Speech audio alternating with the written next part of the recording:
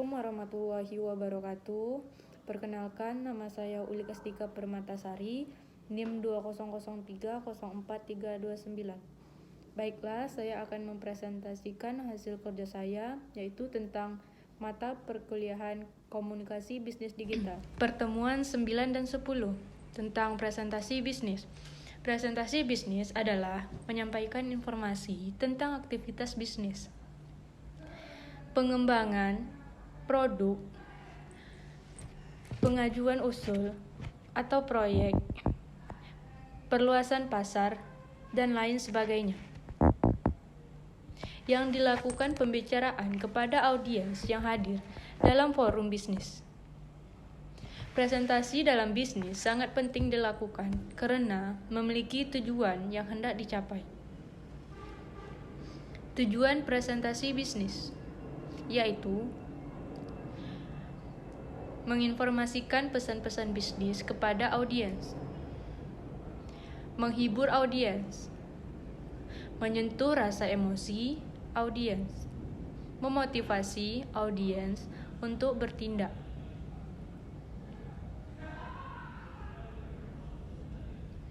Contoh presentasi bisnis yaitu 1. Menginformasikan pesan-pesan bisnis kepada audiens. 2. Menghibur audiens. 3. Menyentuh rasa emosi audiens. 4. Memotivasi audiens untuk bertindak.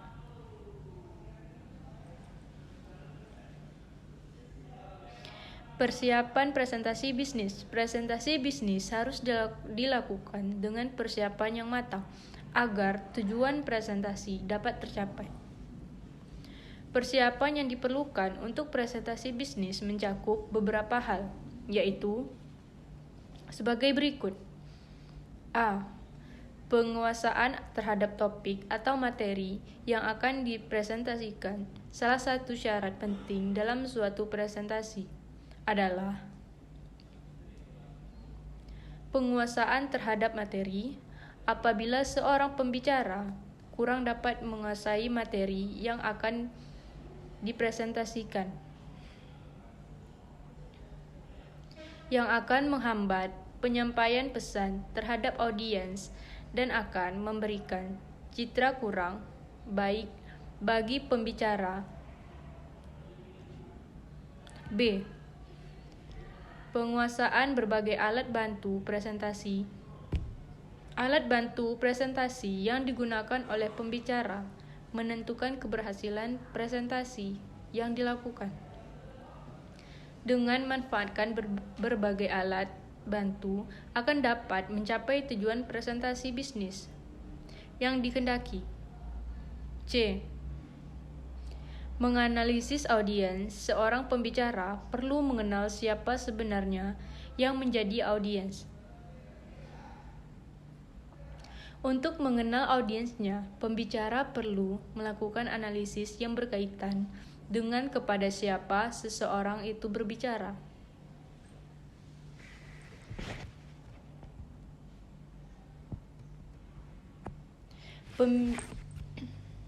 Dengan mengenal audiens, pembicaraan akan semakin mudah dalam melakukan presentasi.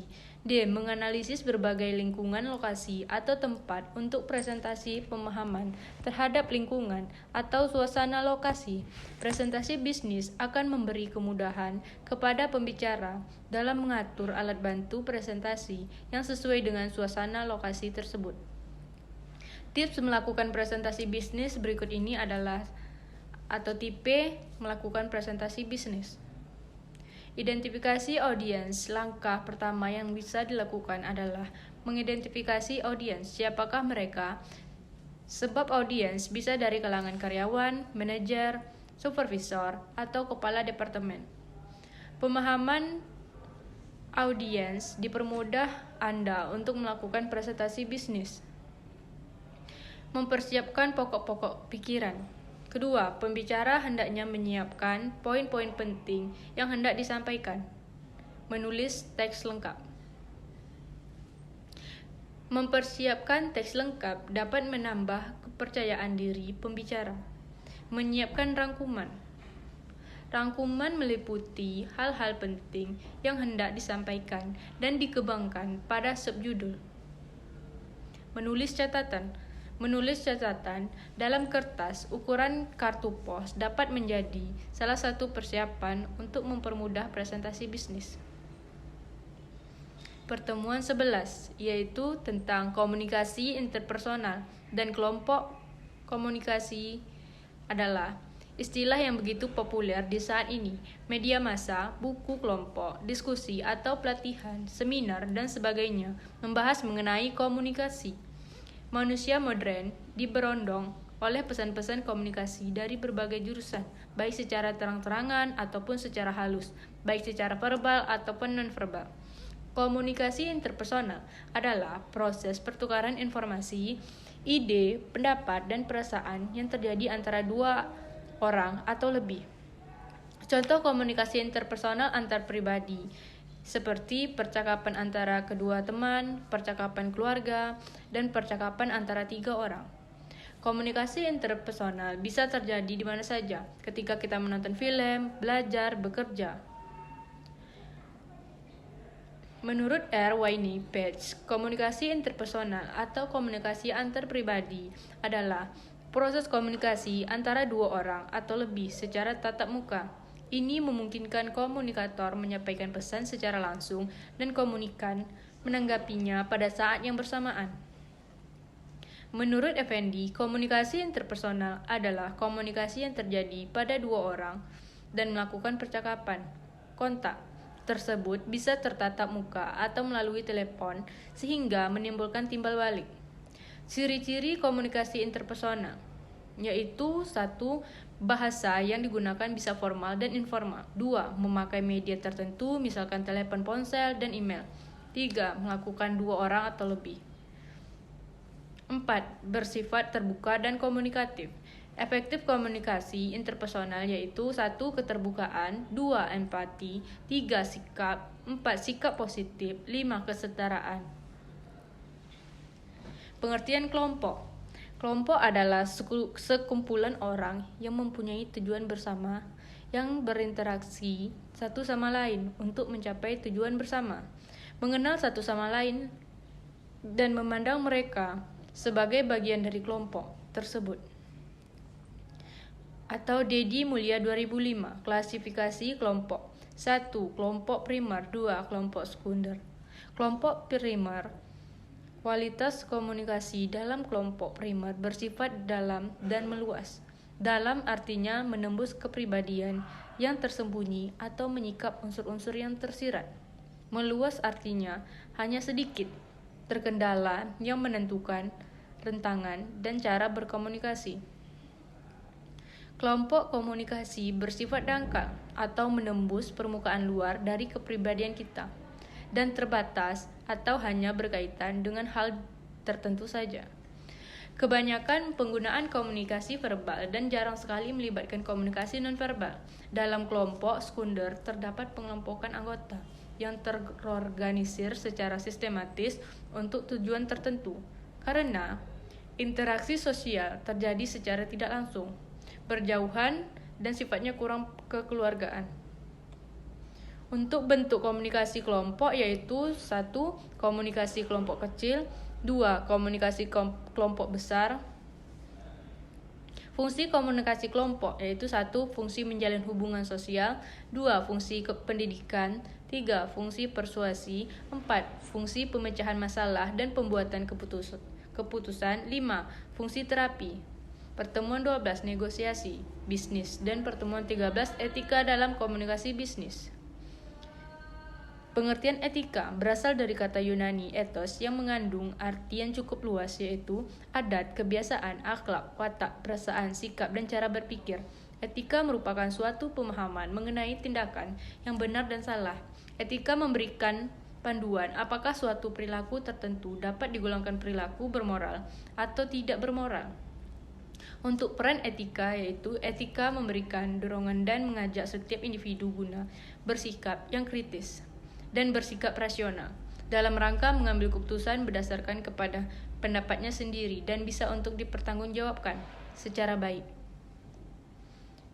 Etika mampu memberikan pengarahan kepada masyarakat guna berkembang menjadi sebuah masyarakat yang teratur, tertib dan damai, serta kesejahteraan dengan mematuhi seperangkat norma yang berlaku guna terwujudnya kesejahteraan sosial dan ketertiban.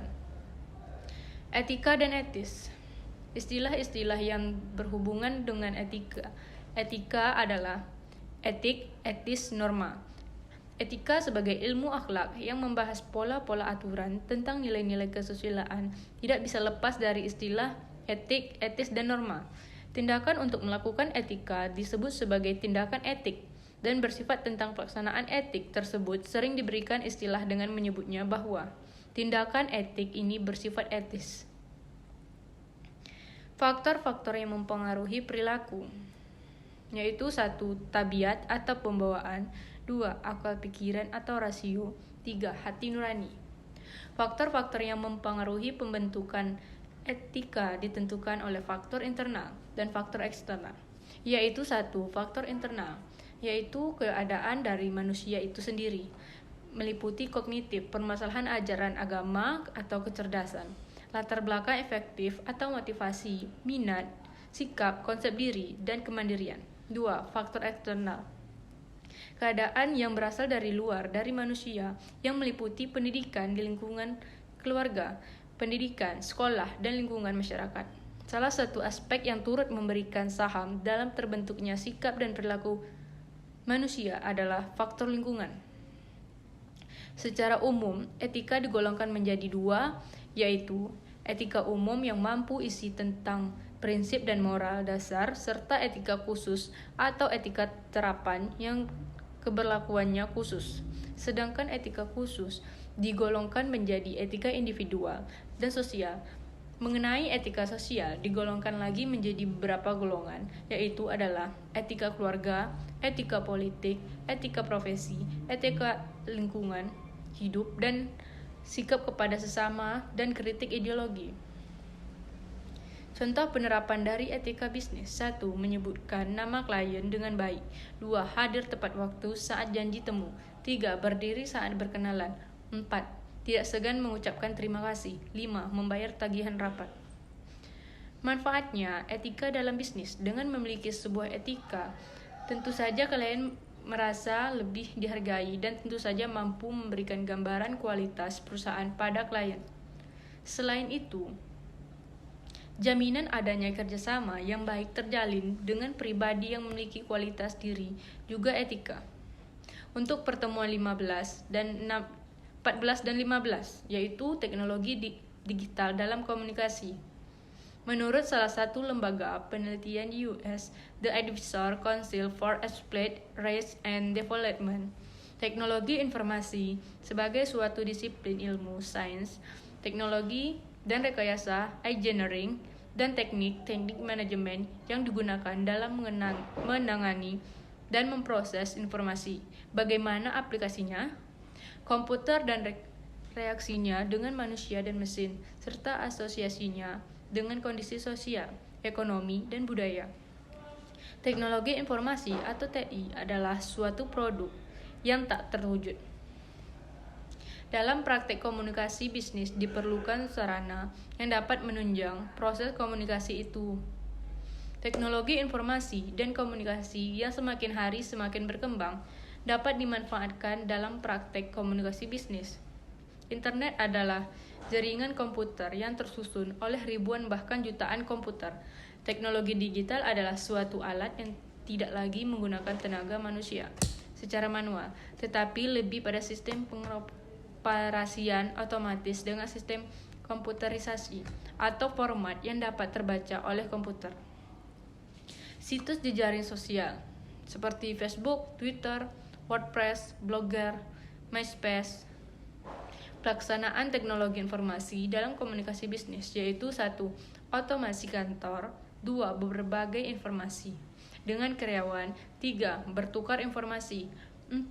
Tetap terhubung dengan konsumen, kolega, dan penyuplai, 5. Menjalin kerjasama atau berkolaborasi, 6. Menciptakan dan mengembangkan produk dan jasa, 7. Menghemat biaya, 8. Memudahkan akses informasi dan komunikasi, 9. Berinteraksi dengan konsumen, Manfaat mempelajari penggunaan teknologi informasi dalam komunikasi bisnis, yaitu 1.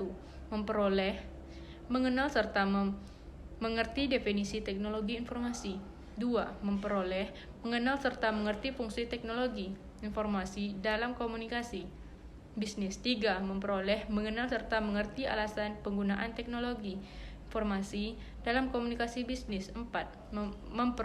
Mengenal serta mengerti penggunaan teknologi informasi dalam komunikasi bisnis. Kelebihan teknologi digital. Setiap jenis teknologi memiliki kelebihannya masing-masing. Berikut ini beberapa kelebihan teknologi digital. 1.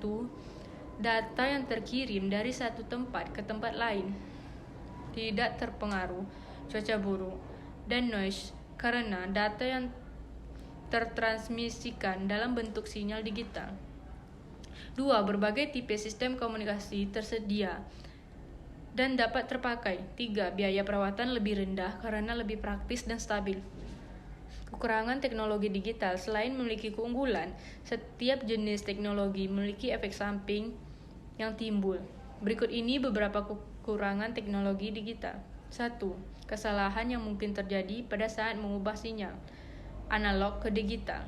2. Memungkinkan tercurinya data digital yang penting seperti nomor rekening, data kerja, dan lain-lain oleh hacker ataupun virus. 3. Membuat ketergantungan yang berlebihan pada penggunanya, yang dapat menghambat kemampuan empati dan sosial secara nyata.